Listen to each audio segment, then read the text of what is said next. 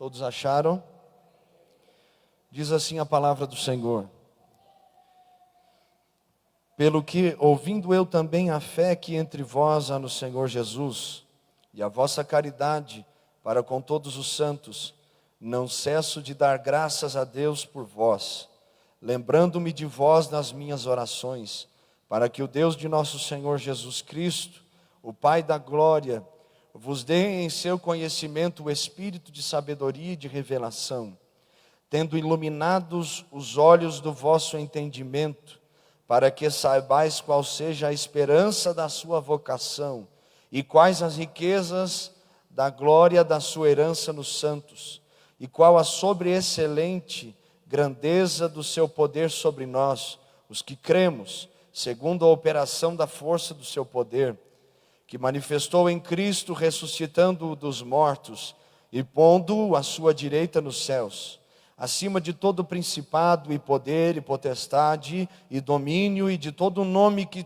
se nomeia, não só neste século, mas também no vindouro, e sujeitou todas as coisas a seus pés, e sobre todas as coisas o constituiu como cabeça da igreja, que é o seu corpo, a plenitude daquele que cumpre tudo em todos. Amém? O texto do versículo-chave é o versículo de número 22 que nós lemos, que diz assim: e pôs todas as coisas debaixo dos pés, e para ser o cabeça sobre todas as coisas, o deu à igreja, a qual é o seu corpo, a plenitude daquele que a tudo enche em todas as coisas. O alvo da lição é: os alunos compreenderão que Deus é quem governa a igreja, e uma das formas dele fazer isso é mediante a escolha de líderes que o representem na terra. Após essa lição, o aluno será capaz de entender que Deus é quem governa a igreja e que Cristo é o Senhor dela, e que para funcionar a igreja precisa de uma liderança humana e organização. Será capaz também de sentir que a igreja é amada por Cristo e é propriedade dele. E também será capaz de obedecer os líderes que Deus coloca nas igrejas. Amém? Pode tomar assento louvando ao Senhor. Nós vamos meditar nesses minutos, lembrando que se você por algum motivo perdeu alguma lição dessa revista, Edificarei a Minha Igreja, você pode acessar o nosso canal do YouTube, e nós temos ali todas as lições da escola bíblica, como também todas, ou a maioria das pregações dos nossos cultos. Então você pode estar lá compartilhando, assistindo, que vai ser uma coisa boa do céu para as nossas vidas. E nós estamos estudando, meus irmãos, sobre essa revista que tem como tema Edificarei a Minha Igreja. E nós temos visto o que é a igreja, qual a natureza da igreja, quem são os membros que ocupam essa igreja. E hoje nós vamos ver sobre a forma de governo da igreja, como a igreja ela é conduzida, ou qual a maneira correta da igreja ser conduzida. Então nós vamos estar meditando nisso. Nós vamos falar sobre duas palavras que vão se repetir muito ao longo da lição, que é a palavra organismo, que se arremete àquilo que é espiritual, aquilo que é da vontade de Deus, aquilo que se refere ao governo de Deus para nós. E nós vamos falar também sobre organização, que se refere à organização humana dentro da igreja, porque Deus ele é espírito, ele não é carne. Então ele usa o quê? Os homens para governar a igreja. Ele instituiu lideranças e nós devemos respeitá-las, amá-las, como também devemos respeitar e amar os nossos irmãos. Então nós vamos estar falando especialmente sobre essas duas palavras, organismo e organização. Tem alguém feliz aqui nessa manhã que pode dar um glória a Deus? Glória a Deus. Aproveita que você deu glória, cutuca esse irmão aí com jeitinho, tá? Um jeitinho para não arrumar briga aí no banco, tá? Dá uma cutucadinha de crente nele e diz assim: meu irmão, vamos adorar a Deus, vamos ouvir a palavra, dorme não, viu? Fica acordado que vai ser uma bênção. Deus vai falar contigo nessa manhã e vai ser uma bênção. Sempre que nós falamos a respeito da igreja, nós temos a ideia que a igreja é o corpo de Cristo na terra.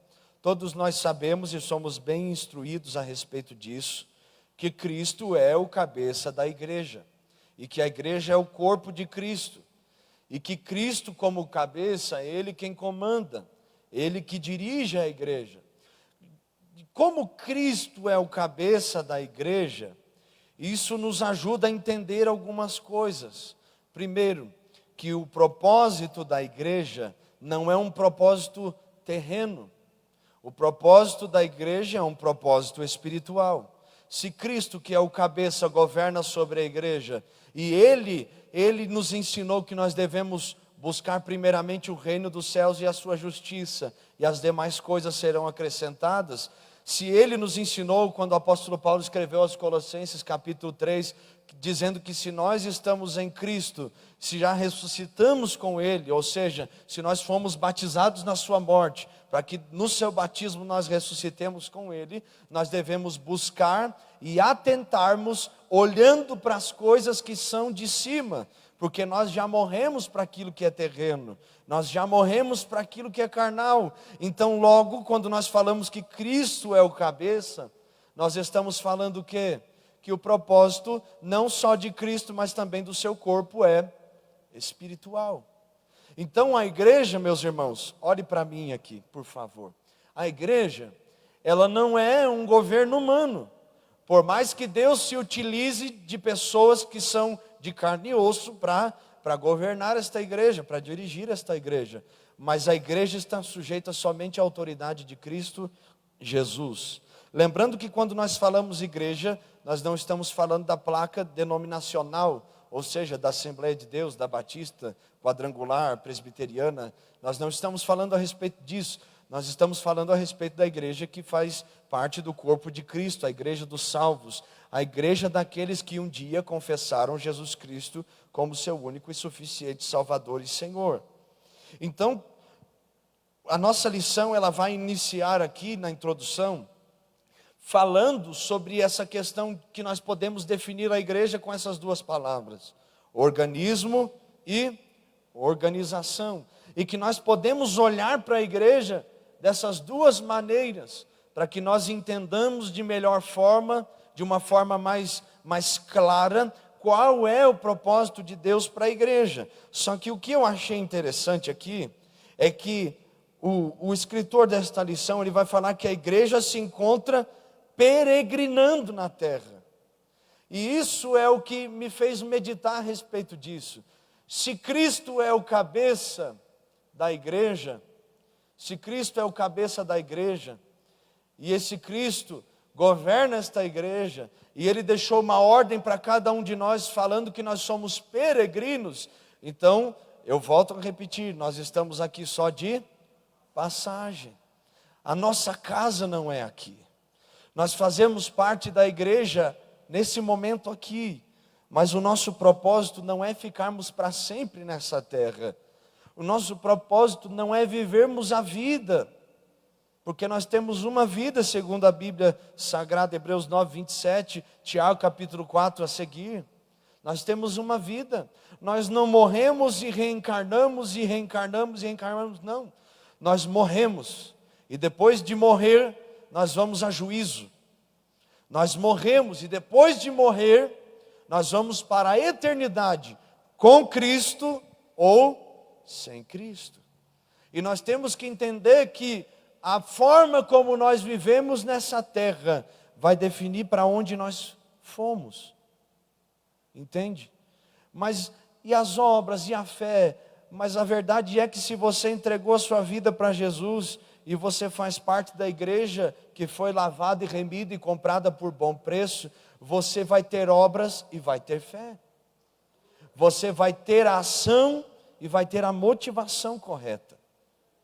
Se você faz parte desta igreja, você entende que a igreja, ela é o corpo de Cristo nessa terra, e que você faz parte deste corpo. Então nós vamos meditar um pouco a respeito dessas questões. Então, duas formas que nós podemos analisar a igreja: como organismo, como um grande corpo vivo, onde cada crente que foi lavado e remido pelo sangue de Jesus é membro. Pelo sangue de Jesus é membro. E a semelhança do nosso próprio corpo, cada membro da igreja local está interligado e interdependente um do outro. Assim também com relação aos crentes de todo mundo. Ou seja, o corpo, ele não é um só corpo. É ou não é? Mas ele não é dividido em várias partes. Nós não temos carne, nós não temos ossos, nós não temos o sangue. Nós temos os 3 estados da composição física, eu acho que é física. Depois vocês me ajudem. Nós temos o sólido, o líquido e o gasoso em nós. Nós temos as 3 composições químicas dentro de nós, mas elas não estão dentro de um só corpo? Estão. Nós temos vários membros, mas o corpo é um só. Nós somos um organismo vivo, e a partir do momento que o meu coração, que é a parte principal do meu corpo, para de bater, o corpo não sobrevive mais. Ele mesmo vai morrer. Se o coração morreu, o corpo morreu. Se os pulmões pararam de respirar, o corpo parou de respirar. E se perdeu a cabeça por aí, morreu também. Então, o interessante a respeito do organismo é, preste atenção, é que se um membro deste corpo sai do corpo, o corpo padece ou até morre. E o que eu quero te trazer à meditação é que a igreja, como um organismo, ela é o próprio corpo do Senhor Jesus, que obedece à ordem daquele que é o cabeça. Mas nós somos os membros deste corpo. Nós somos o organismo do corpo de Cristo. Você, eu, essa pessoa que está do seu lado, nós somos parte deste corpo. Como eu já disse aqui, nós somos família de Deus. Se um irmão ou uma irmã padece no corpo, todo o corpo padece junto. Porque o corpo tem um só interesse, a vida. E os crentes têm um só interesse, o céu.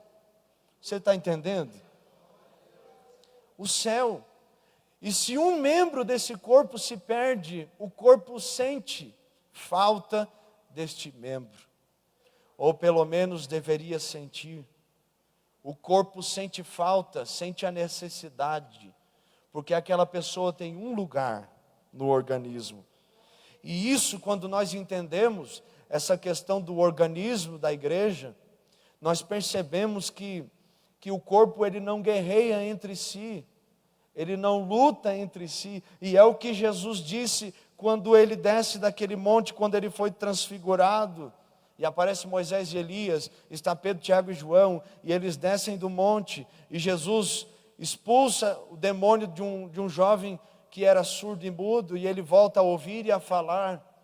E aí ele olha para os fariseus que estão dizendo que ele fazia isso em nome de Satanás, de Belzebu. Ele olha para os fariseus e diz assim: um reino dividido em si mesmo, ele não pode prosperar.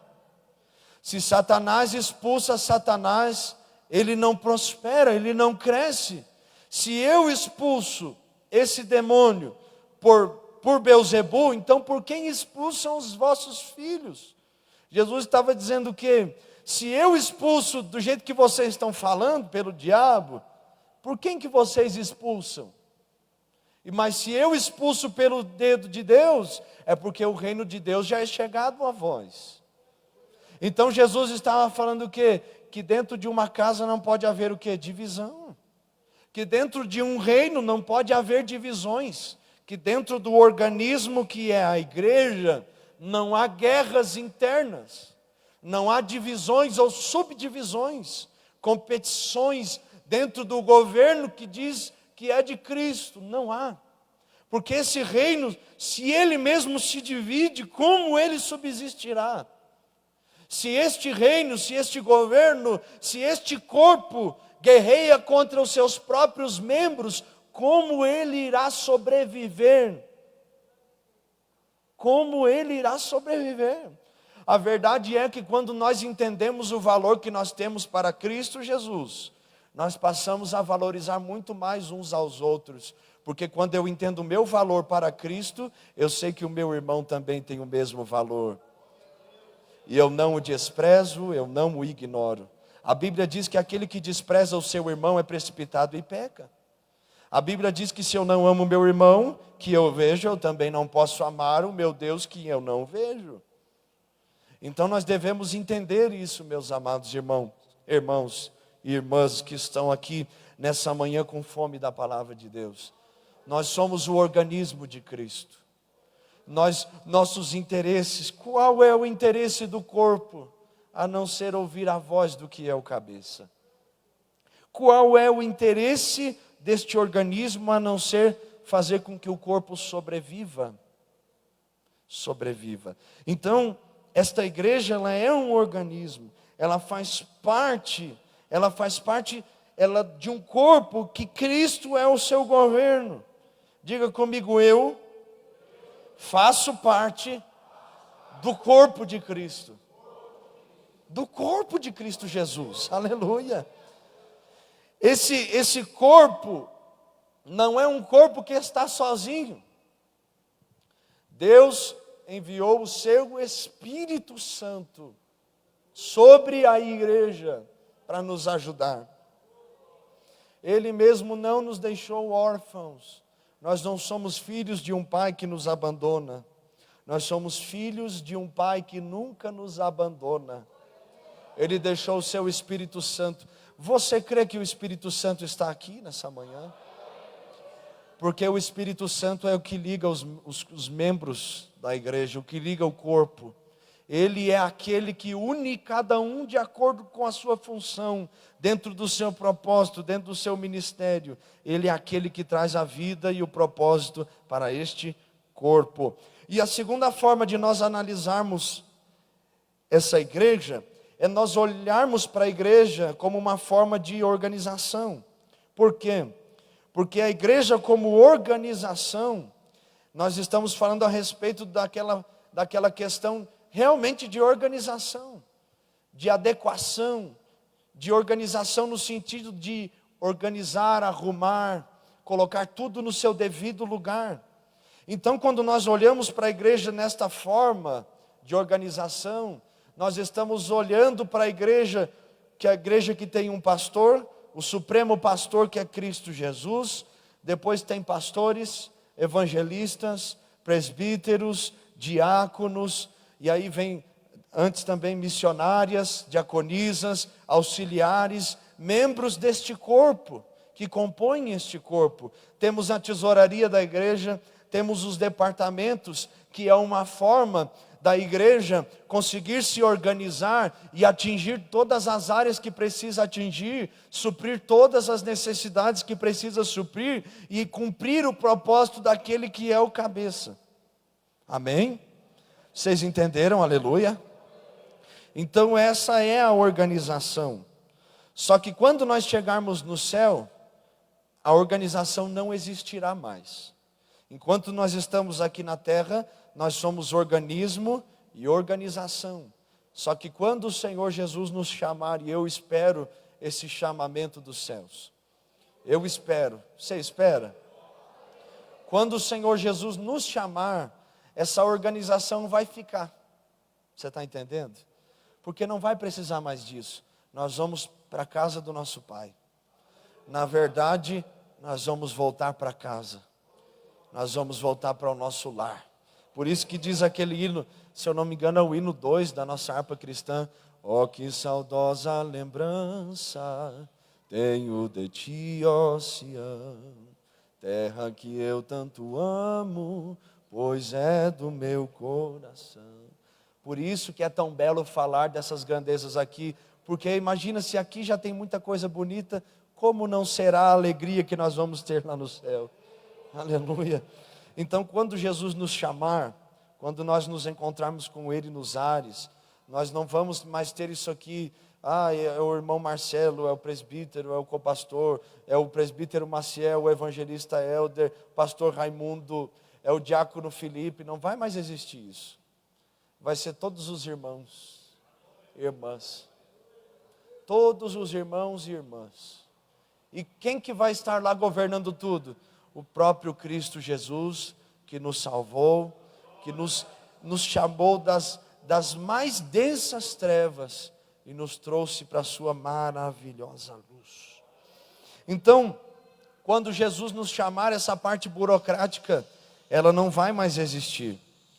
Sumirá da vida da igreja tudo que diz respeito a estatuto, regimento, pagamento de contas, orçamentos, reuniões, planejamentos. Todos estes itens são importantes enquanto nós estivermos aqui. Mas depois que nós irmos para o céu e sermos apenas o corpo de Cristo, isso já não terá mais valor.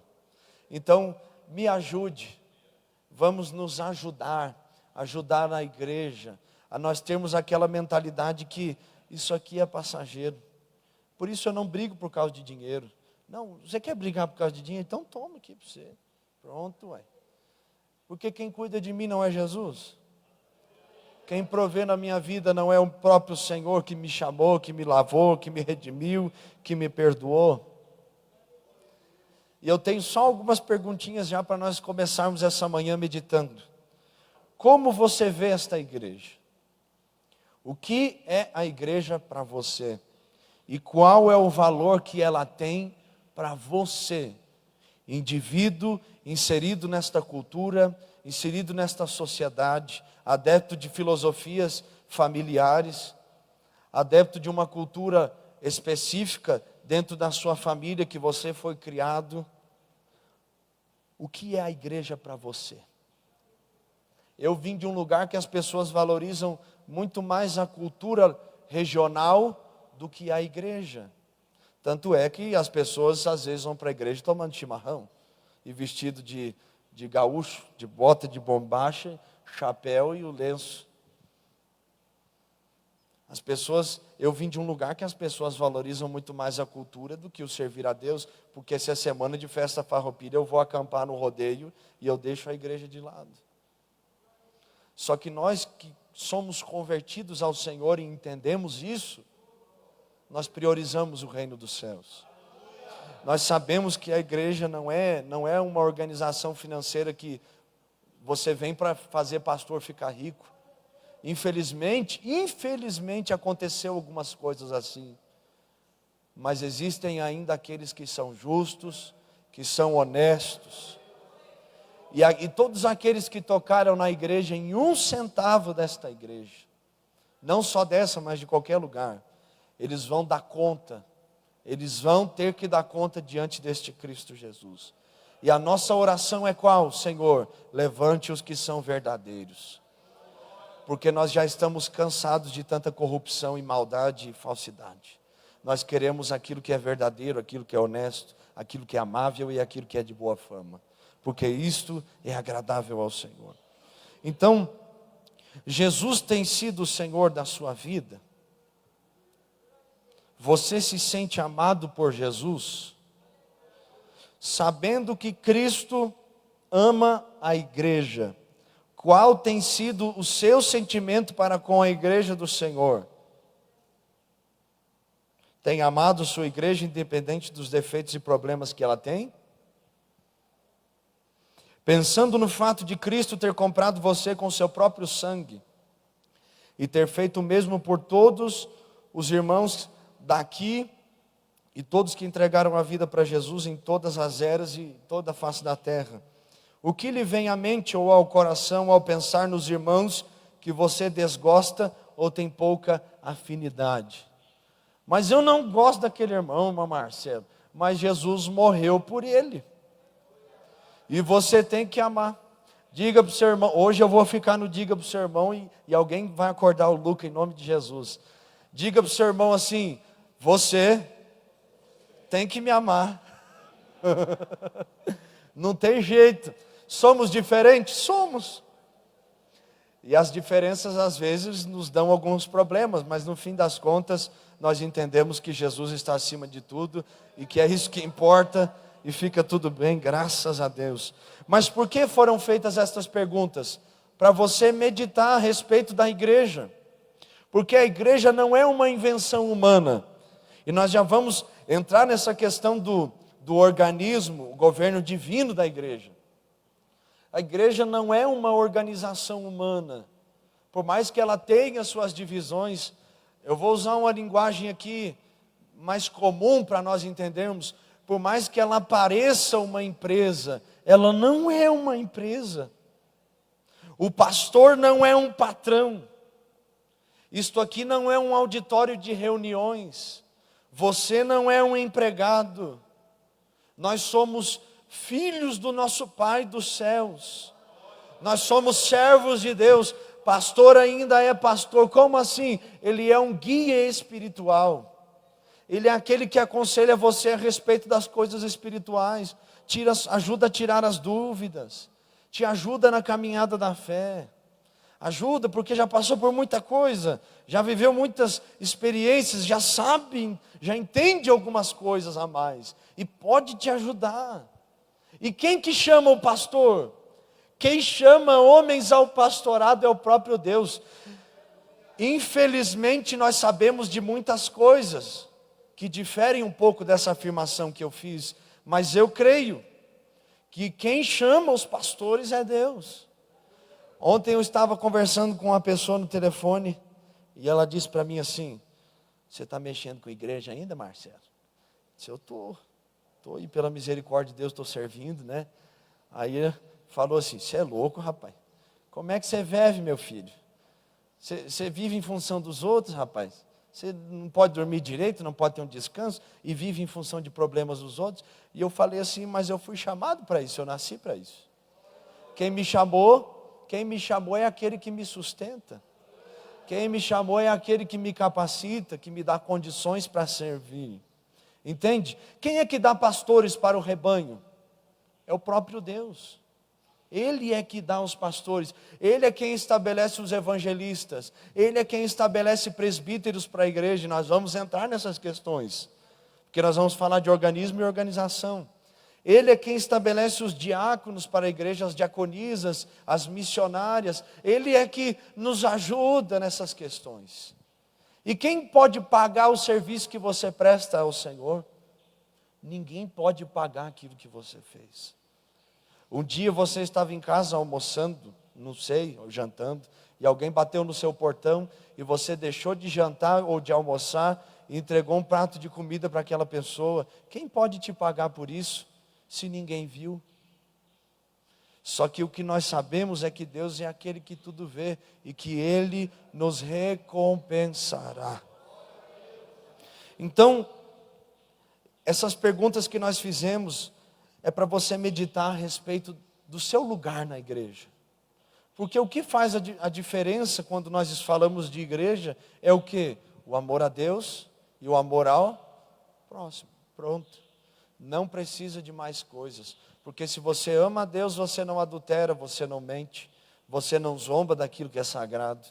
Entende? Se você ama a Deus, você não rouba. Você não dá falso testemunho, você não fofoca, não fala mal dos outros. Se você ama a Deus, você tem temor de Deus.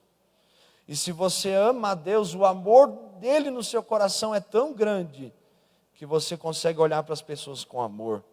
Ah, mas eles têm problemas, e quem não tem? Mas ele pisou no meu calo, irmão Marcelo. Eu digo, mas pelo menos curou o calo, né? Já viu aquele calinho que você tem que dar uma estouradinha nele para ele sair aquele líquido e depois cicatrizar? Tem gente que diz que não pode, mas menino pequeno é teimoso, né? Eu sempre furava aqueles calos, mas curava. Então às vezes o irmão dá uma pisadinha no seu calo, é só para Jesus usando ele para curar você, né? Curar você das suas manias, curar a mim das minhas manias, aquelas coisas que não agradam a Deus. Pega aquele irmão que é meio nervoso, né, Nilson? Dá uma cutucada nele, ele, ai meu Deus do céu, em nome de Jesus, sai daqui, Belial, aleluia. Não, irmão, calma aí, vamos conversar, não fiz por mal, tá? Vem cá que eu vou orar por você, aleluia. Bota a mão e expulsa em nome de Jesus, entendeu? Então, nós somos esta igreja e devemos fazer parte dela. Isso aqui não é uma ilusão, uma fantasia, e é uma coisa que vai te enganar para a vida inteira. Não é isso, meus irmãos, não é isso, não tem nada a ver. Nós estamos aqui porque nós entendemos que Cristo é tudo que nós precisamos. E que nós somos dele e pronto. E pronto. Então, nós vamos entrar nessa questão, o governo divino da igreja.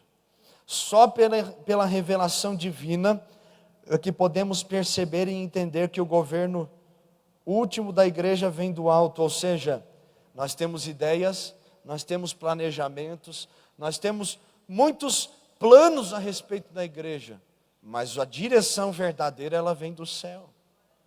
E por que isso? Por quê? Depois eu vou falar a respeito da nossa parte com Deus para nós entendermos essa direção, amém? Mas nós vamos especificar a respeito do que vem do céu para nós e depois a nossa resposta ao céu, amém? Amém? Aleluia. Então, toda direção vem do alto. Todavia, uma vez regenerados, fazendo parte de uma comunidade, desfrutando da sua comunhão, podemos constatar esse fenômeno. Ou seja, somente quando nós nascemos de novo, nós vamos entender isso. É que nem você que não tem, não estou dizendo que você, né, mas a pessoa, melhor dizendo, que não tem o Espírito Santo lendo a Bíblia, ela vai ter um entendimento diferente. Ela vai ter um entendimento que não é às vezes o entendimento que Deus quis falar naquele momento. Entende? A pessoa que não tem a inspiração divina, não teve o encontro verdadeiro, pega a Bíblia, pega um versículo isolado, e aí, nossa, mas não é isso que o fulano falava, eu achei que era isso que o pastor dizia. Aí o que faz? Vai lá e funda uma nova religião. Aqui não batiza mais em nome do Pai, do Filho e do Espírito. Aqui é só no nome de Jesus. Aí ele pega um texto lá de um evangelho, mas anula os outros 3 evangelhos, em nome daquele versículo. Entende? Anula as epístolas, anula as profecias a respeito do Messias, anula aquilo que o próprio Jesus falou em nome de um versículo isolado. Então, se eu não somos nascidos de novo, dificilmente nós vamos entender isso, que Cristo é o cabeça da igreja. Dificilmente nós vamos entender. Irmãos, uma coisa é você aceitar, outra coisa é você entender. É claro que para você entender, você tem que aceitar, mas nem todo aquele que aceita, entende. Muita gente um dia resolveu casar, foi lá e aceitou, só que casou aceitando sem entender o que era o casamento. Entendeu? Mas tem muita gente que casou entendendo, e por isso está aí firme e forte até hoje, graças a Deus por isso. E só a graça de Deus para nos sustentar. Entende? Então, você precisa entender isso. Você não precisa vir para a igreja ouvir a palavra, você tem que entender a palavra. É você no seu momento em particular, desfrutar de comunhão com ela, ao ponto dela tirar as vendas dos seus olhos, tirar os tampões do seu ouvido, e você conseguir entender aquilo que Deus está ministrando ao seu coração. Aleluia, aleluia. Então, primeiro, a respeito do governo divino da igreja, do organismo, Cristo é o cabeça da igreja. Cristo é o cabeça da igreja. E uma coisa que eu anotei aqui, se Cristo é o cabeça da igreja, Ele dirige, Ele comanda, Ele guia, Ele sustenta, Ele provê, Ele guarda, Ele manda, Ele opera e Ele abre e fecha portas para as igrejas que são dele. E também, se Cristo é o cabeça da igreja, só faz parte da cabeça que é Cristo quem faz parte do corpo que é a igreja. Mas igreja salva, Marcelo? Não. Preste atenção, igreja não salva. Jesus é o caminho e a igreja não é o pedágio. Ela não é. Só que os salvos estão na igreja. Porque eles entenderam que é lá onde Deus fala. Eles entenderam que lá é o lugar onde Deus é para ser adorado, é para ser glorificado. Não é um lugar onde você vai ver os seus amigos. Isso aqui não é um clube, onde você senta no banco, tem alguém falando, e se você quiser ouvir ou não, o problema é seu. Ou se quiser, você pode conversar na hora do culto também. Não, isso aqui é um lugar onde Ele é para ser adorado. O centro do culto é Jesus. O centro do culto é Jesus. Ele é o cabeça da igreja. Mas me diga uma coisa, se Ele é o cabeça da igreja e Ele governa a igreja, dirige a igreja, como uma pessoa vai fazer parte de Cristo, estar em Cristo, se ela não faz parte do corpo de Cristo.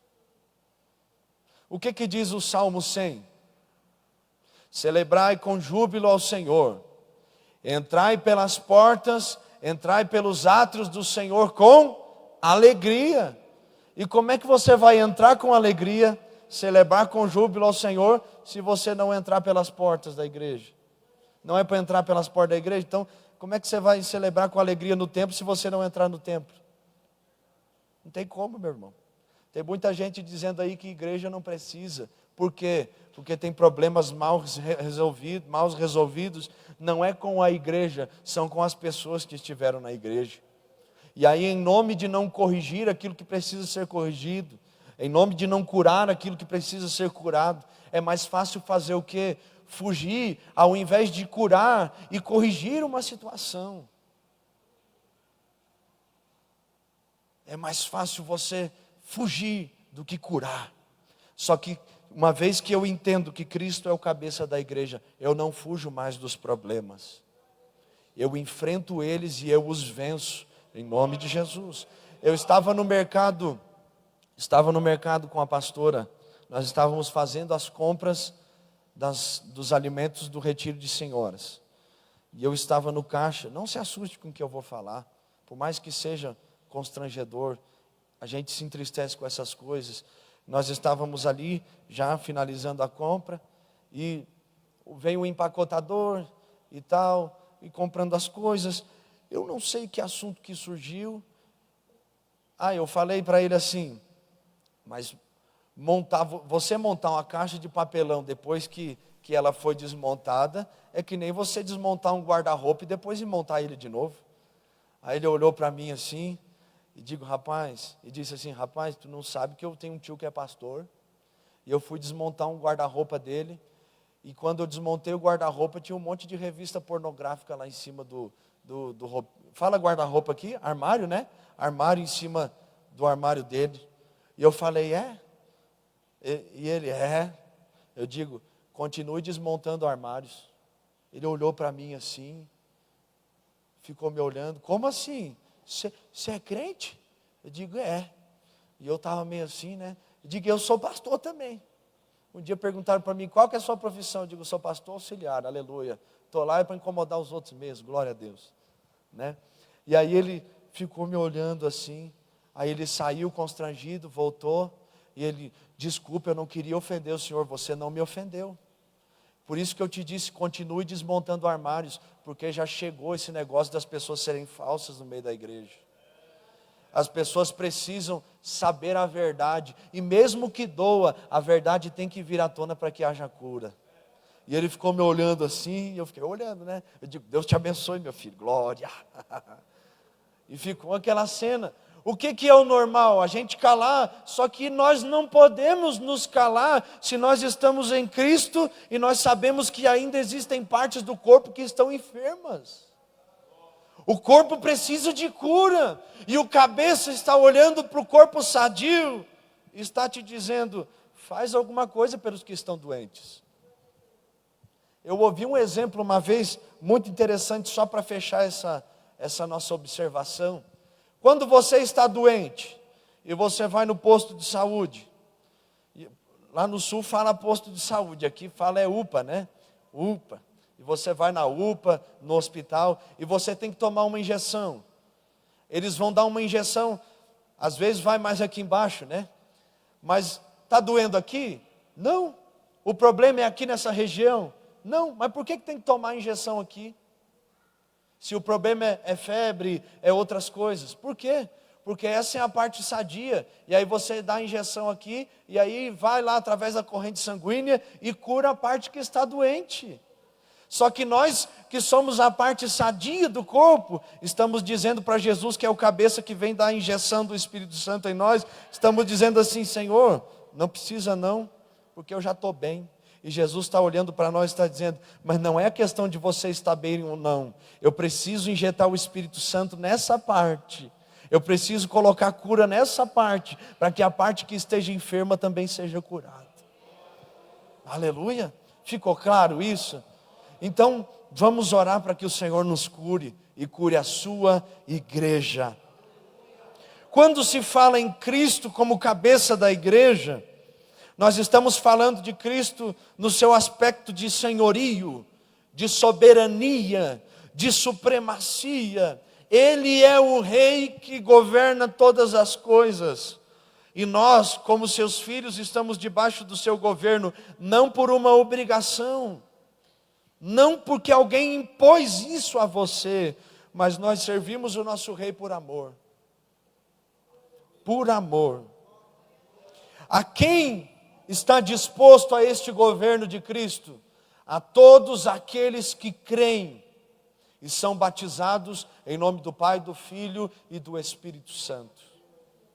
A quem está livre este governo senhorio? A todos aqueles que se arrependeram dos seus pecados e foram lavados pelo sangue da nova aliança. A quem está esse senhorio? A todos aqueles que abriram o seu coração para Jesus. Eu lembro de um testemunho de um missionário que ele estava pregando naquele país perto da Índia. É um reino, né? O reino do Butão. E o testemunho dele diz que ele estava pregando em cima de uma canoa para o pessoal daquele lugar mesmo, que são budistas. E ele pregava e um outro irmão daquele lugar traduzia. Eles têm feito um trabalho muito bom naquele lugar, muito abençoado. E ele pregava sobre um rei. Ele pregava sobre o rei Jesus, que não desprezava, não maltratava, mas amava e queria que todos servissem a ele por amor. E aí no testemunho do pastor José Satírio, ele diz que as pessoas começaram a chorar. As pessoas começaram a chorar. As pessoas começaram a quebrantar. E ele não entendeu, porque ele estava pregando um salmo bem conhecido e tal. E ele falou do evangelho desta maneira: um rei que tem os seus servos, que os servem por amor. Ele não os maltrata, mas ele os ama com amor sem fim. E no final, o tradutor falou para ele: eles choraram porque o rei do Butão cobra impostos caros deles. Eles choraram porque o rei do Butão maltrata eles. O rei do Butão impõe a religião budista para eles. Mas o Senhor falou de um rei que não maltrata. O Senhor pregou sobre um rei que a única coisa que ele quer é o amor, a retribuição deste amor, porque ele tudo que podia fazer já fez. E aí ali fala sobre as conversões e tudo. Então, qual é o requisito para que você faça parte desta igreja? É que você apenas retribua aquilo que Cristo fez por você. Mas eu posso pagar tudo aquilo que Ele fez por mim? Não. Mas você pode amá-lo, e amá-lo eternamente até o fim. Aleluia. Aí tem uma palavra de ânimo, né? Você faz parte de um exército mais que vencedor. Porque quem é o cabeça da igreja? Não é Cristo? Me diga uma coisa: quando que Jesus perdeu uma batalha? Se nem a idade das trevas, o período medieval acabou com a igreja. Se nem isso acabou com o verdadeiro cristianismo. Eles já tentaram destruir as Bíblias, já tentaram queimar a Bíblia. Nas faculdades eles falam mal de Jesus. Nessas passeatas aí de várias questões, eles fazem, acontecem e falam mal do nome de Jesus publicamente. Mas até hoje ninguém conseguiu apagar o nome de Jesus da história. Me diga uma coisa: você faz parte de um exército mais que vencedor, meu irmão. Me diga uma coisa aqui: se você faz parte de um exército mais que vencedor, por que você vive como um derrotado, meu querido? Por que nós vivemos como derrotados? Se Jesus é aquele que guerreia as nossas guerras. O problema é que nós estamos mais preocupados com a nossa vida do que a vontade dele em nós.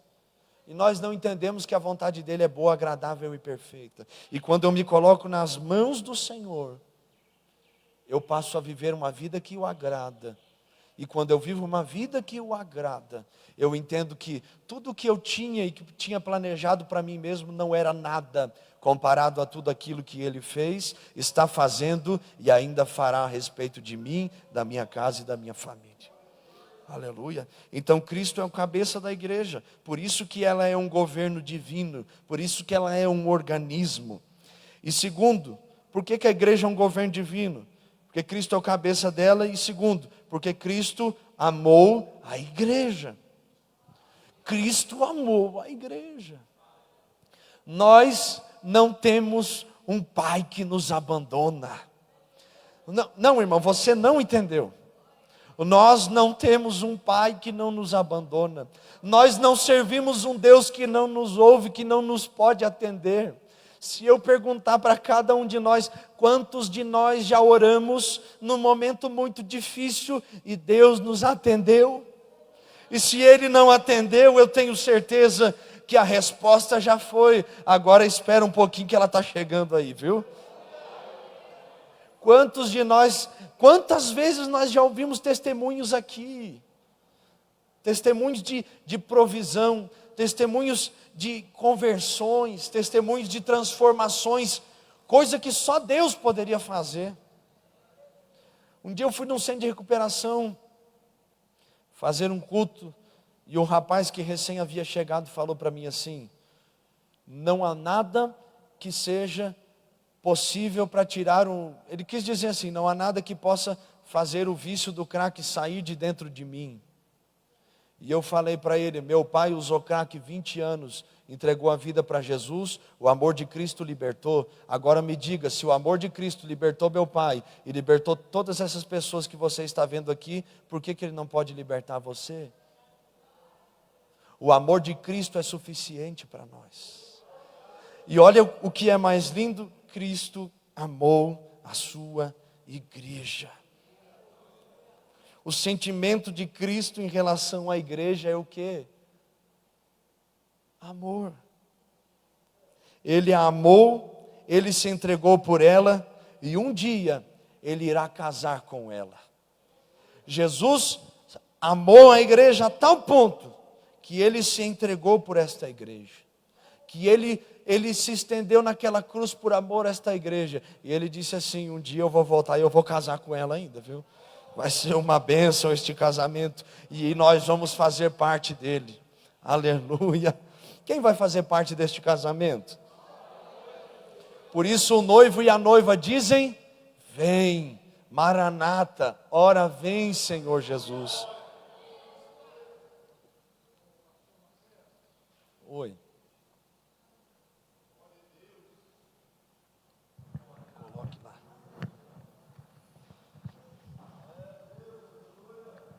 A paz do Senhor, igreja. Nós vemos no passado grandes homens de Deus que foram ricos, milionários. Certo? Deus é o dono do ouro e da prata. Fala de novo que eu não ouvi aqui. Não? Não, agora sim. Então tá bom. Nós vemos no passado grandes homens de Deus que foram ricos, milionários. Hoje, se a pessoa é pastor e ele é pobre demais, ele diz que, está vendo, olha, ele diz que serve Deus, dono do ouro da prata, e anda naquela situação. Presta bem atenção. Olha, eu deixei o meu trabalho e fui cuidar da igreja, e eu confesso a você que eu exigi da igreja um salário mínimo. Tá? Eu construí 2 igrejas, e as 2 igrejas, só os lotes valem 1 milhão, só os lotes. E deixei lá para outros pastores, um filho na fé e o outro amigo. Mas consegui construir 3 casas para mim. Então, o que acontece? Há muitas pessoas que poderão pensar que eu tirei dinheiro da igreja, e não fiz isso. Eu quero deixar claro, ontem eu estava conversando que meu genro está estudando muita Bíblia, converteu recente, casou com minha filha, né? E ele está estudando muita Bíblia, e eu explicando para ele o propósito de Deus. Mato Nascimento, quando deixou o Conjunto Paralama de Sucesso, eles acharam que ele estava ficando doido. E hoje ele é milionário. Se Deus tem um propósito na sua vida de você ser milionário, você vai ser milionário indiferente. Se Deus tem um propósito de você e a sua esposa ser milionário, vocês serão milionários. Não importa como, não precisa. Porque a internet é uma coisa perigosa. Porque eu vi 3 homens, grandes pregadores conhecidos no Brasil, sendo acusados de ser ladrões. Se rouba, eu não sei, porque eu não vi. E um dia eu estava observando que as imagens que apresentavam como ladrões eram as mesmas imagens. Uma imagem feita de helicóptero, mostrando uma grande fazenda com um grande rebanho e ele de lado. A igreja está dando muito dinheiro. Olha aqui mais um ladrão. Não vou citar o nome desses 4 grandes pregadores. E eu olhei aquilo ali e pensei comigo, será que esse grande pregador está realmente desviando dinheiro da igreja? Comigo, né? Aí, certa vez, eu vi outro grande pregador também, ao lado da mesma fazenda, com o mesmo rebanho. Foi no 4º pregador que eu descobri que a fazenda e o rebanho eram o mesmo. Um dia, uma irmã de igreja, minha cunhada, mandou uma imagem para mim, e eu falei para ela, os próprios irmãos estão fazendo a igreja entrar em decadência com mentiras. Porque a missão do diabo é destruir a igreja. Esta está sendo a missão do diabo. O diabo me faz uma fotografia minha, filma eu ao lado de uma mansão e coloca um texto e os irmãos acreditam que eu estou roubando. Então, no dia da manhã, o irmão vai ser rico e eles vão te filmar ao lado de uma mansão e vai filmar que você é ladrão sem ser. Porque Deus é o dono do ouro e da prata. Ele não é só dono do ouro e da prata, não. Ele é o dono do universo. Eu não falo isso no meu nome, eu falo isso no nome do Senhor. É para a igreja entender como funcionam as coisas. O nosso pastor aqui, ele prega realmente uma fidelidade, uma coisa fantástica, tá? Mas se Deus tem um propósito para essa igreja, ninguém vai mudar. É para a igreja toda entender. É verdade. Se Deus tem um propósito de avançar com essa igreja, vai avançar, custa o que custar, tá? Mas nós seremos vitoriosos no nome de Jesus, e eu agradeço a oportunidade. Amém, amém. 2 coisas, né, dentro dessa questão que o pastor Raimundo falou. Eu até lembrei de uma questão da semana passada, né? O senhor falou sobre predestinação e os irmãos entenderam só a metade, depois a gente esclarece essa questão. Mas sobre a questão financeira, infelizmente, nós sabemos que existem escândalos. Infelizmente, tem muita coisa que é mentira, que é fake news, tem. Mas infelizmente tem coisa que é verdade, entende? Então, minha oração ao Senhor é aquela oração do Provérbios 30, que diz, Senhor, não me dê nem a pobreza e nem a riqueza. Me dê a minha porção diária, entende? Só o que é equilíbrio está bom, não precisa nem muito nem pouco. Agora, se Jesus me der, pode ter certeza que nós vamos abençoar muita gente. E se a gente é crente de verdade, a gente não bota o coração nessas coisas, porque nós sabemos que o nosso coração é no céu. E é isso aí, aleluia. Então nós estamos vendo aqui o quê? Que Cristo amou a igreja. Cristo amou a igreja. E a igreja pode recompensar tudo que Jesus fez por ela? Pode ou não pode? Você tem como retribuir tudo aquilo que Jesus fez por você na sua vida? Não tem como. Só tem uma forma de você entender esse amor. É que uma vez que Ele te amou, você vai amar a Ele de todo o seu coração. E Cristo amou a igreja, porque o que Cristo fez foi por amor. A palavra que Paulo usou para descrever o relacionamento de Jesus com a igreja foi tipicamente cristã. Vem do grego agapao, que também está em João capítulo 21, 1 Coríntios 13, que nas palavras do francês Francis Folks significa amor que não guarda qualquer requisitos de egoísmo, que não procura satisfação própria, nem mesmo afeição como resposta à afeição. Ou seja, ele dá o amor, mas cobra o amor. Não, ele não cobra isso. É uma forma de gratidão, é uma forma de retribuição por tudo aquilo que é. É como se fosse um constrangimento. Uma pessoa me deu algo tão valioso, mas tão valioso, e eu não tenho como retribuir, mas todas as vezes que eu ver aquela pessoa, eu vou agradecer. Eu vou ficar constrangido na presença dela, porque ela fez algo muito bom para mim. Mas que luta pelo mais alto bem da pessoa amada. Quem faz algo por amor, recebe a recompensa no próprio ato de fazer. O amor, ele não cobra. Quando você ama alguém e você diz assim, e você faz alguma coisa para ela, por amor, você não cobra. Porque tudo que você já poderia receber, você recebeu com a alegria daquela pessoa, com aquela reação espontânea, né? E é uma bênção. Então, o amor de Deus é um amor que não espera ser recompensado. Ele te ama, e nada vai mudar esse amor que Ele tem por nós. Só que nós podemos fazer algo, nós podemos amá-lo também. E o desejo dele é que todos nós estejamos com Ele. E eu vou correr porque o tempo, o relógio é manco, mas não para, né, varão? Aleluia.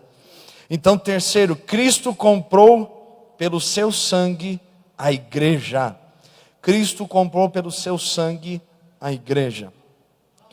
Atos capítulo 20, versículo 28, que é o texto base para essa afirmação, que diz assim: atendei por vós e por todo o rebanho, sobre o qual o Espírito Santo vos constituiu bispos, para pastoreardes a igreja de Deus, a qual Ele comprou com o seu próprio sangue. Eis uma verdade que precisamos assimilar e entender até as suas últimas consequências. A igreja foi comprada. Ela pertence a Cristo por direito de propriedade. O preço pago foi o próprio sangue de Jesus. Pedro faz coro com Paulo ao afirmar que nós, 1 Pedro 2,9, vós, porém, sois raça eleita, sacerdócio real, nação santa, povo de propriedade exclusiva a Deus, a fim de proclamardes as virtudes daqueles que vos chamou das trevas para a sua maravilhosa luz. Ou seja, nós não pertencemos a nós mesmos. Uma vez que eu entreguei a minha vida a Cristo, eu a entreguei. E é Ele que governa agora. É Ele que manda. Eu não entreguei minha vida.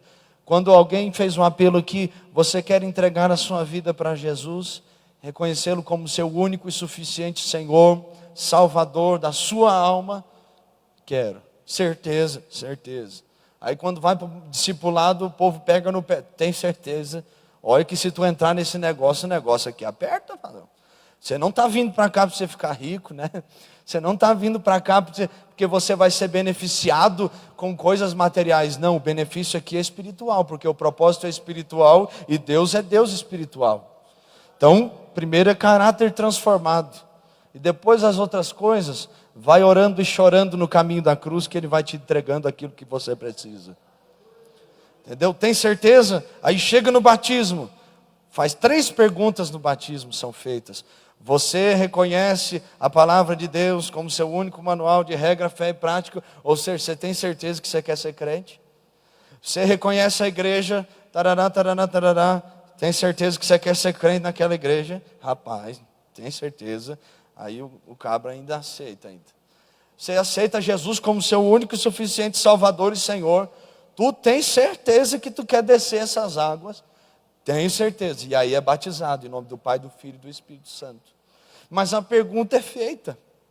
Você tem certeza? Porque depois que você entrega, é dele.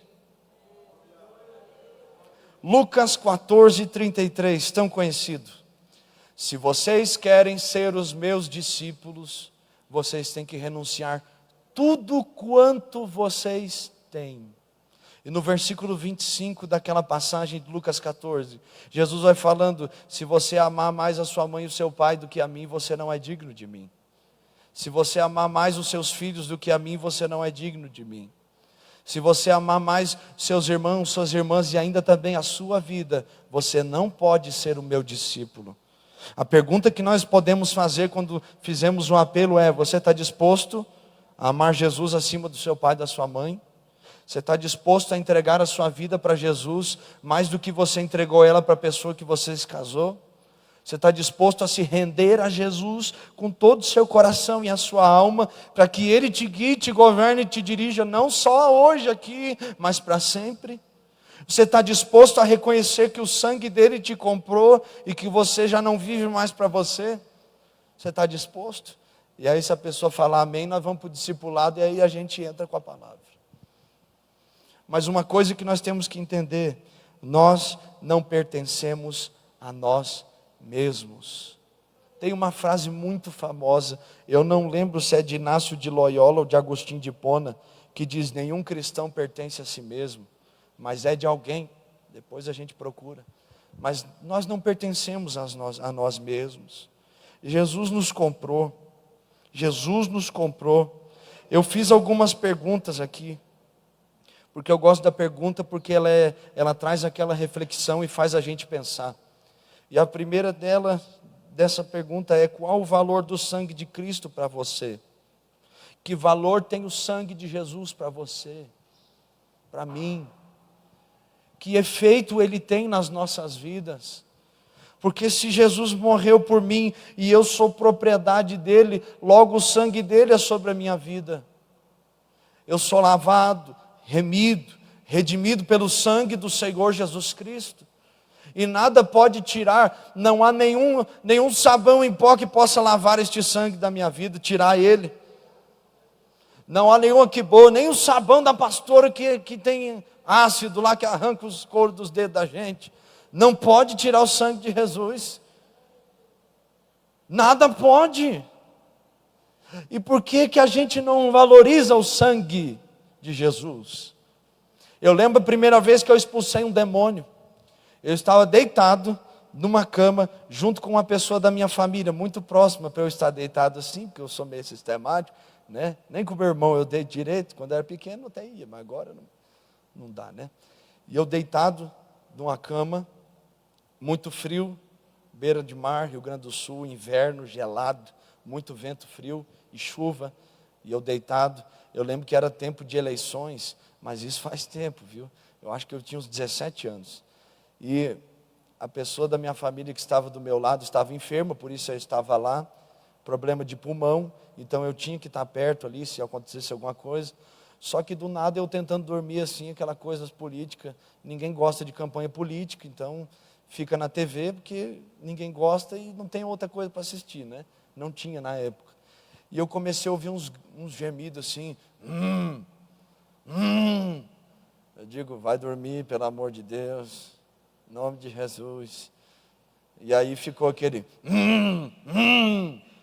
Quando eu olhei, a pessoa já estava toda torcida na cama e falou, era uma mulher, e falou com a voz de homem assim: eu vou tirar a tua vida. E eu olhei assim, eu digo: não vai não, o sangue de Jesus tem poder, sai agora. E saiu, varão. Saiu. Depois disso eu disse para a pessoa: o negócio é o seguinte, eu vou dormir na minha cama, viu?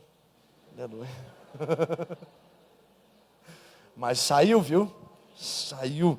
O sangue de Jesus tem todo o poder para nos libertar. Não há nada que possa tirar esse sangue da nossa vida. Não há nada que possa tirar este sangue das nossas vidas. Qual o valor deste sangue para você? Hebreus 6,4, Hebreus 10, 26, 27, a Bíblia fala tanto sobre isso. Não profaneis o sangue. Porventura, uma vez que vocês foram iluminados por Cristo, corroborados pelo conhecimento da revelação do Espírito Santo, que é o nosso Senhor, vocês têm o entendimento do que é a palavra de Deus, porque foram iluminados. Como vocês tornarão a profanar o sangue que foi derramado por vocês? Em outras palavras, não pise de novo no sangue. Não fira mais a Jesus. Não profane o sangue que nos perdoa. Cada vez que você, depois de conhecer a palavra, profere uma mentira, você está profanando o sangue.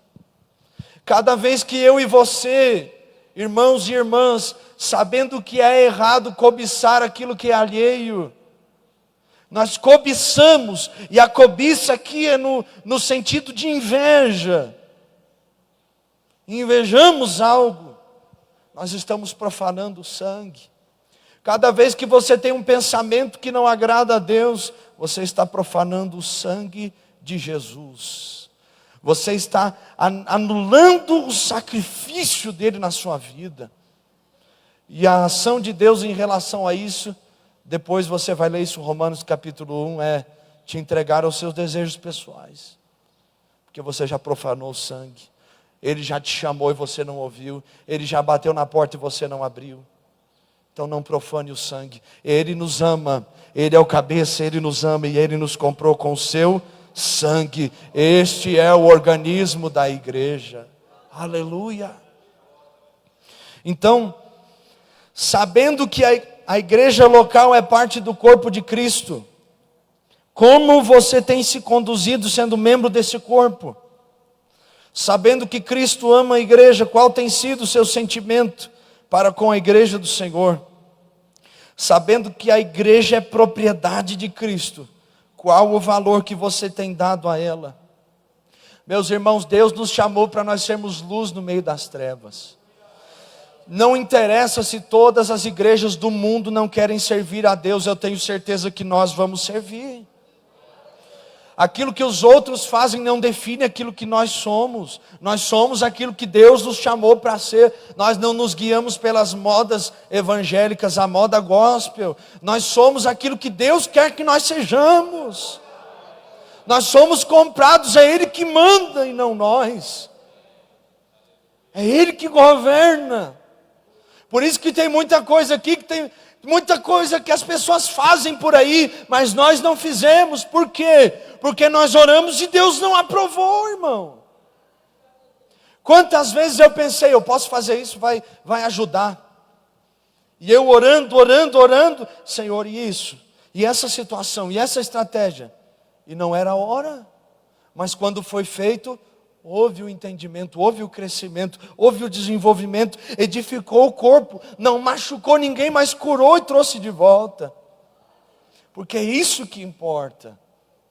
Nós estamos nesta igreja, façamos nossa estada aqui valer a pena.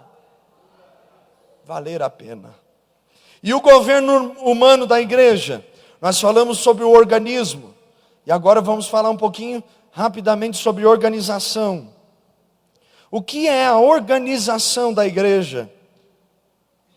Deus escolheu, vocacionou e capacitou homens e mulheres para conduzirem a igreja, definindo-a tanto como organismo como organização. É uma contradição marcharmos em direção à glória celestial enquanto na terra não honramos nossos compromissos. Ou seja, se você não honra a igreja que você diz fazer parte, como você vai querer honrar Cristo eternamente no céu em glória? Se você não consegue ser fiel nos cultos, o que dirá eternamente, dia e noite, diante do Senhor? Como? A Bíblia deixa claro que Deus escolheu algumas pessoas e capacitou aqueles que foram chamados, vocacionados, escolhidos por Deus para servirem no ministério e estarem na frente da igreja. Não é qualquer um, não é comprar um diploma, meu querido. Ou não é a presença de Deus que faz a diferença? O respaldo de glória. O que adianta ter um diploma, muito conhecimento, mas não tem glória, não tem nada? É seco, é vazio. O conhecimento secou a alma, porque a Bíblia diz que a letra mata, mas o Espírito vivifica. É claro que nós devemos estudar e nos aprofundarmos no que diz respeito à fé, e também termos um estudo secular, uma faculdade, terminar o ensino médio. É claro, meus irmãos, mas o nosso foco é o quê? Espiritual, meu querido.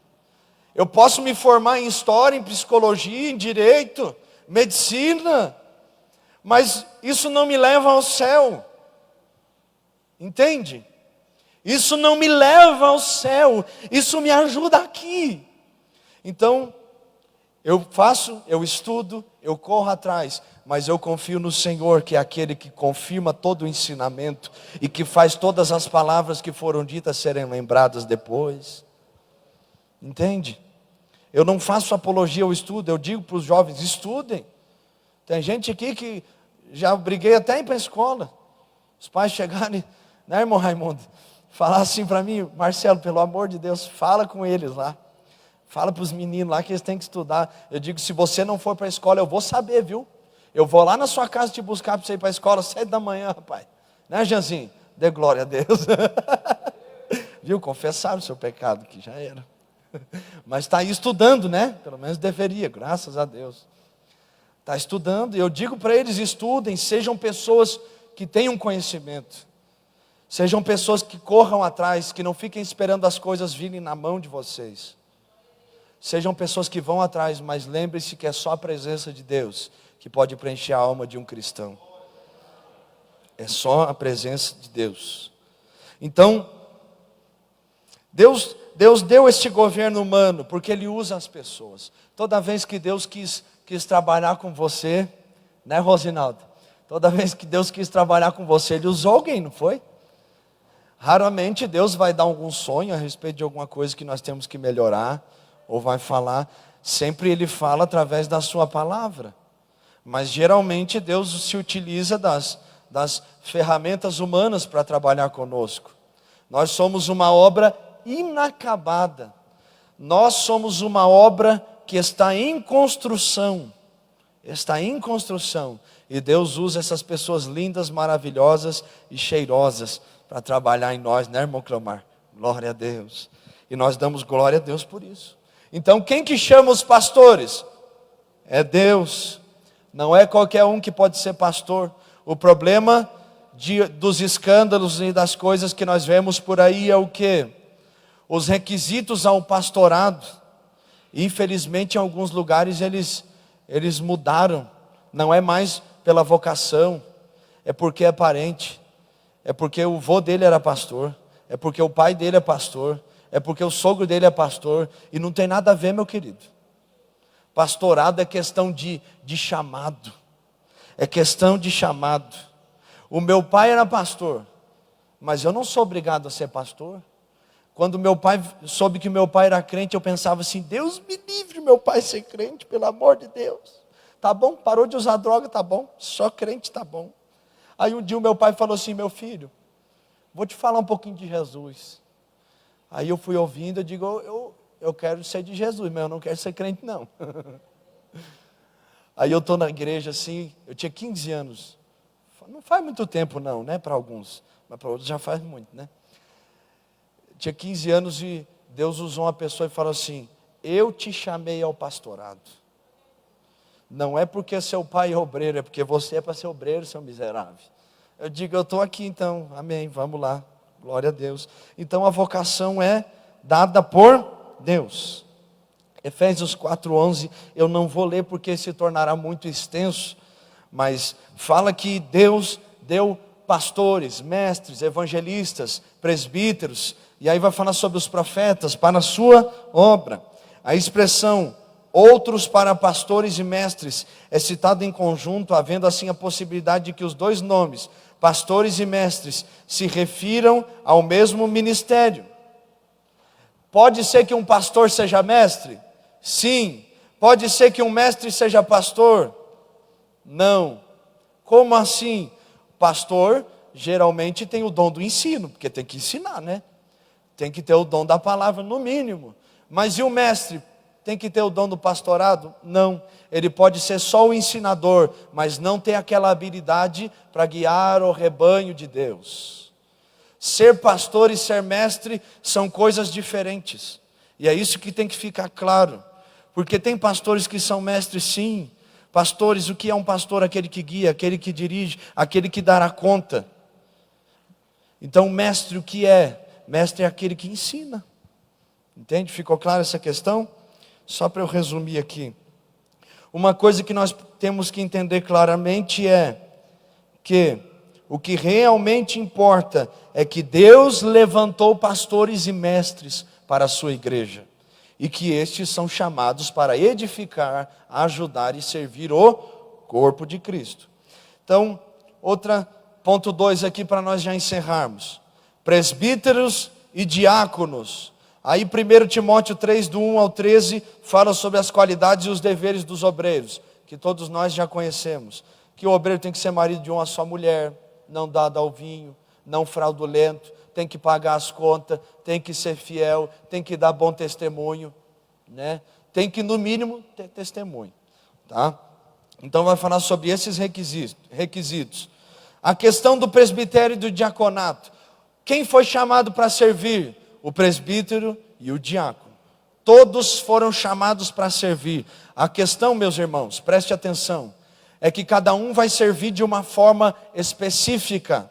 Cada um servirá de uma maneira específica. O diácono é aquele que serve os irmãos da igreja no sentido do trato pessoal. Ele vai servir pessoalmente, ele vai estender a mão, ele vai ajudar aqui no serviço dos utensílios da igreja, vai estar na porta, vai estar no som, vai estar aqui cuidando do estacionamento, na manutenção das coisas que se dizem respeito a Deus. E o presbítero é o guardião da palavra. O presbítero é aquele que ajuda na doutrina da igreja. Nós já somos muito bem instruídos em relação a isso. Eu só vou falar um pouquinho sobre essa diferença. Então, o presbítero guarda a palavra, guarda a doutrina, está ali para aconselhar, para orar, para ungir, para abençoar, para instruir, servindo através da instrução, do ensino, dessas questões. E o diácono vai servir através do serviço, braçal mesmo.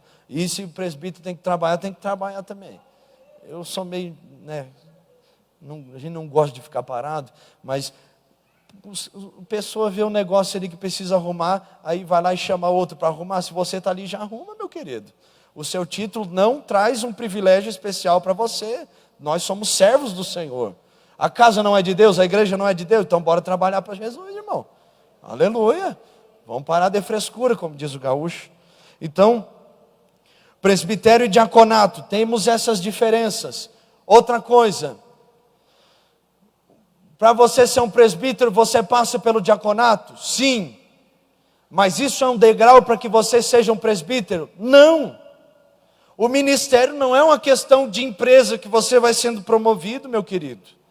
Uma frase que eu li e que me ajudou a curar uma situação de um irmão que estava entristecido, porque faz 20 anos que ele é diácono e o sonho dele era ser consagrado presbítero. Eu li essa frase e eu falei para ele, curou o coração dele, a Carol sabe. Mas um diácono excelente. Você não precisa pedir nada para ele está ligado em tudo. Nem as crianças mascam chiclete no culto, ele vai lá, gospe em nome de Jesus, tira tudo, recolhe os chiclete e joga fora. Eu falei para ele, nessa questão da frase, se você é um diácono, não se rebaixe querendo ser um pastor. Como assim? Pastor é um cargo inferior. Não é a questão de cargo, é porque se Deus me chamou ao ministério do serviço, ao diaconato, eu tenho que ser um diácono, meu irmão. Nós não estamos competindo. Deus me chamou. Deus te chamou? Para o que Deus te chamou? Para ser auxiliar, então auxilie. Para ser um diácono, então sirva com excelência. Agora não fique misturando as coisas. A igreja é o corpo de Cristo e não o corpo da empresa. A igreja é o corpo de Cristo e não a organização empresarial. A organização é boa, é maravilhosa, porque nos ajuda a termos acesso às pessoas e ajuda ao crescimento da igreja. A organização, você gosta da organização? Sim, nós gostamos, só que a organização não é tudo.